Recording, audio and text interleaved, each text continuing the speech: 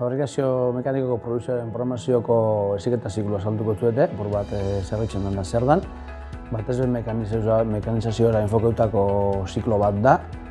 Laneratze aldetik eta gure ustez gaur egunin egoerek erretzena kolokatzeko eta erretzen kolokatzen den ziklo bat da.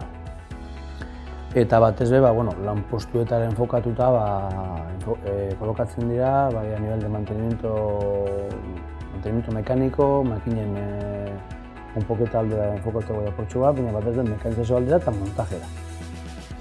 Eta zubertez, gaur egunin eguneko kolokazio daukagu bertan.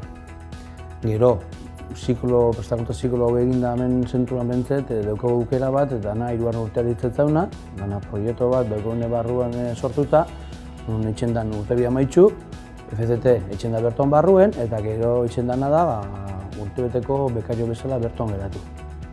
Eta hor egoten die beka bat kobratzen, benetako lanak eta gauzak etxen egoten die, eta normalien gero eguneko eguna kolokatzen da, horri gotzen da gero.